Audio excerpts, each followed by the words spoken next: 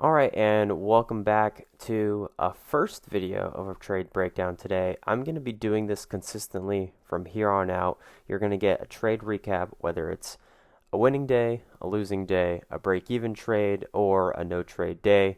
And I'm going to show you and be completely transparent as to what's going on. So we can look back at this and see how far we've become or we've came down the line.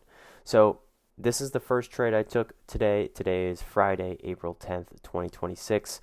Today was a full loss, and a lot of people took the same trade that I took today. As you can see it right here, it was this 1 minute inversion at 10:42. That was the close time in the morning, targeting data highs way up here. A lot of people got screwed today, and just want to paint the picture here. We consolidated in the morning. Well, first we had CPI today. And it was a weird CPI candle because it was at 829. That was the actual move instead of typically 830.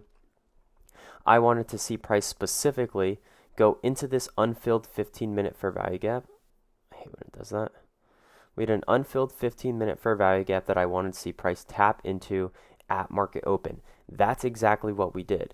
If we go back to the 1 minute here, price opened 9:30, manipulated higher. I was a little nervous that we were just going to take out data highs because that was my draw on liquidity at the time, and I didn't really want to be bearish.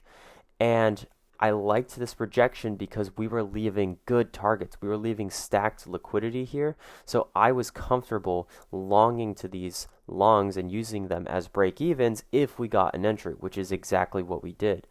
At 940, we go in, we sweep this low right here, so we do have a sweep, and we have a nice displacement candle right here giving us a 1 minute inversion and a delivery off a 15-minute fair value gap. Now, somebody on my socials was saying the resweep wasn't the best, and I second this because, well, hold on, let me show you my, sorry, one sec. Okay, so reasons not to take the trade. Not a convincing sweep, and that really resonated with me because it wasn't a convincing sweep at all. We barely swept this by probably maybe like 4 ticks, and it's just not convincing at all. What is a real sweep is a significant draw. Like I mean, I don't even know how to explain it right, but this is just not a good enough sweep. Yes, it fits your mechanical model. Yes, we do have a sweep. Yes, we do have a tap into a 15-minute fair value gap with some displacement. That's why pretty much everybody took this. But in hindsight, I think what we can learn from this is that this is just not a good enough sweep. Now, will I still take this in the future? I think I have to, unfortunately. I think I have to take this trade every single time because I think this probably works 8 times out of 10. Now, I don't know the specific statistics behind that, but this is the model that I was specifically looking for. And as you can tell, this immediately stopped me out. And for my break even, I was probably going to go break even at this external high right here because once we take this high, there's no reason for us not to take data highs unless we have some sort of an SMT. I was a little concerned about 945 potentially taking me out, but because the entry, well, I guess it was pretty close to 945. I figured with the displacement here, 945, if anything, should manipulate higher, take out the data highs, and then we can go lower for all of this liquidity down here to this side. However, of course, I was wrong, and that was the only trade that I took today. Trade of the day. And I know a lot of people stayed on, but I got off the charts after I took my loss. This was the trade of the day, in my opinion. It was this 3-minute long here.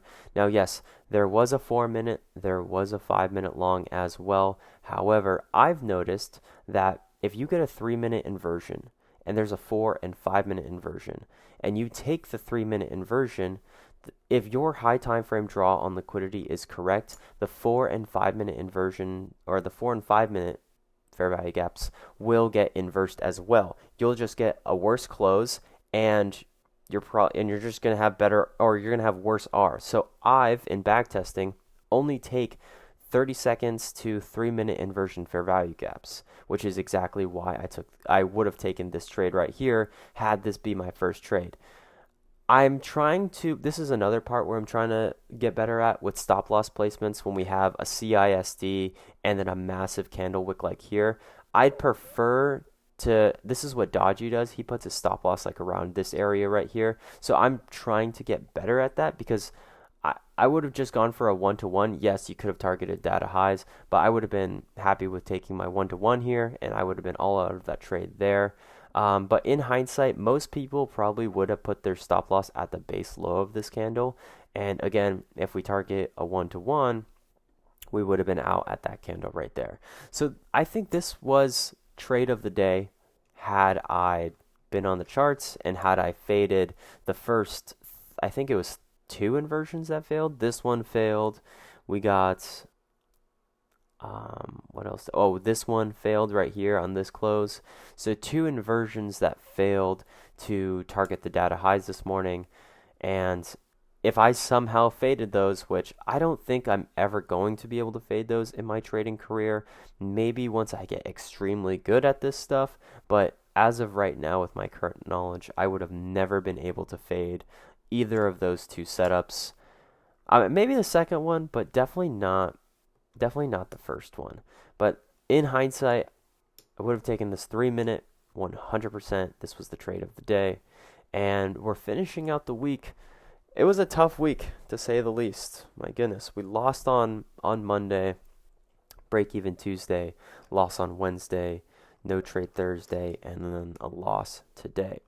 But we're learning is the thing. I'm not mad about these losses. I'm trying to fix my discipline, take the best setups I possibly can, and go from there. With that being said, thanks guys for watching. I'll see you guys tomorrow.